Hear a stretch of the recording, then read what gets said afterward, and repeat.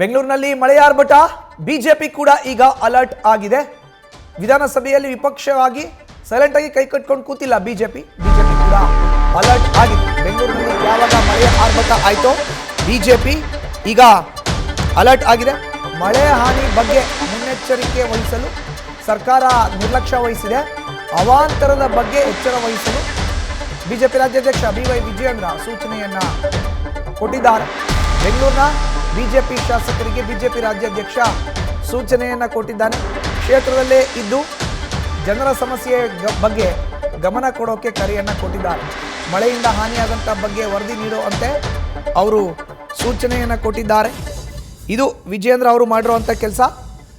ಇನ್ನು ಯಾವಾಗ ಬೆಂಗಳೂರಿನಲ್ಲಿ ದೊಡ್ಡ ಪ್ರಮಾಣದ ಮಳೆ ಆಯಿತೋ, ನಿರೀಕ್ಷೆಗೂ ಮೀರಿದಂಥ ಮಳೆ ಆಯಿತು, ಈಗ ಅವರು ಸೂಚನೆಯನ್ನು ಕೊಟ್ಟಿದ್ದಾರೆ. ಹೆಚ್ಚಿನ ಮಾಹಿತಿ ನೀಡ್ತಾರೆ ನಮ್ಮ ಪ್ರತಿನಿಧಿ ಗಣಪತಿ, ದೂರವಾಣಿ ಸಂಪರ್ಕಕ್ಕೆ ಸಿಕ್ಕಿದ್ದಾರೆ. ಗಣಪತಿ, ಈಗ ಮಳೆ ಅಂತೂ ಆಯಿತು ದೊಡ್ಡ ಪ್ರಮಾಣದಲ್ಲಿ, ನಿರ್ಲಕ್ಷ್ಯ ವಹಿಸಿರುವಂಥ ಕಾಂಗ್ರೆಸ್ಗೆ ಚಾಟಿ ಬೀಸಬೇಕು. ಈ ನಿಟ್ಟಿನಲ್ಲಿ ಬಿಜೆಪಿ ರಾಜ್ಯಾಧ್ಯಕ್ಷ BY ವಿಜಯೇಂದ್ರ ಬೆಂಗಳೂರಿನ ಬಿಜೆಪಿ ಶಾಸಕರಿಗೆ ಕರೆಯನ್ನು ಕೊಟ್ಟಿದ್ದಾರಂತೆ.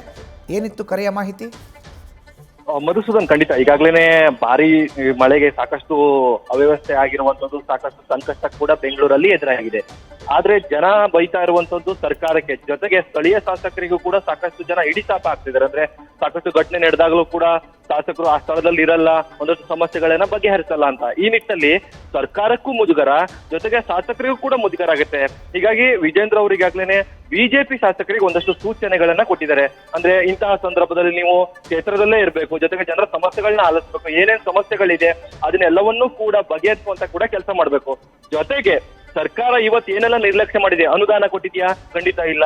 ಯಾವ್ದಾದ್ರು ಕೂಡ ಸಮಸ್ಯೆಗಳು ಬಗೆಹರಿಸಿದ್ಯಾ? ಇಲ್ಲ. ಅದನ್ನು ಕೂಡ ಸ್ಥಳದಲ್ಲೇ ಇದ್ದು ಜನರಿಗೂ ಕೂಡ ಮನವರಿಕೆ ಮಾಡಬೇಕು. ಸರ್ಕಾರ ಎಷ್ಟು ನಿರ್ಲಕ್ಷ್ಯ ಮಾಡ್ತಾ ಇದೆ, ಶಾಸಕರು ಕೆಲಸಕ್ಕೆ ಅನುದಾನ ಕೊಡಿ ಅಂದ್ರೂ ಕೂಡ ಕೊಡ್ತಾ ಇಲ್ಲ. ಈ ನಿಟ್ಟಿನಲ್ಲೂ ಕೂಡ ಜನರಿಗೆ ಸ್ಥಳೀಯವಾಗಿ ಕೂಡ ಸರ್ಕಾರದ ಎಡವಟ್ಟನ್ನು ಕೂಡ ಸ್ಥಳೀಯವಾಗಿ ಕೂಡ ತಿಳಿಸುವಂತ ಕೆಲಸ ಕೂಡ ಮಾಡಬೇಕು. ಇದರ ಜೊತೆಗೆ ಮೋದಿ ಅವರು ಕೂಡ ಈಗಾಗಲೇ ಮೊನ್ನೆ ನಡೆದಂತ ಘಟನೆಗೆ ಸಾಕಷ್ಟು ಕಳವಳವನ್ನ ವ್ಯಕ್ತಪಡಿಸಿರುವಂತದ್ದು. ಈ ನಿಟ್ಟಿನಲ್ಲಿ ಹೈಕಮಾಂಡ್ ನಾಯಕರು ಕೂಡ ಗಮನದಲ್ಲಿರುತ್ತೆ. ಜೊತೆಗೆ ಮುಂದಿನ ಚುನಾವಣೆಯಲ್ಲೂ ಕೂಡ ಅವರು ಬರುವಂತ ಸಾಧ್ಯತೆಗಳಿರುತ್ತೆ ಇದೇ ಕ್ಷೇತ್ರಕ್ಕೆ. ಹೀಗಾಗಿ ಇಂತಹ ಸಂದರ್ಭದಲ್ಲಿ ಅವರಿಗೂ ಕೂಡ ಮುಜುಗರ ಆಗುವಂತ ಕೆಲಸ ಕೂಡ ಮಾಡಬಾರದು.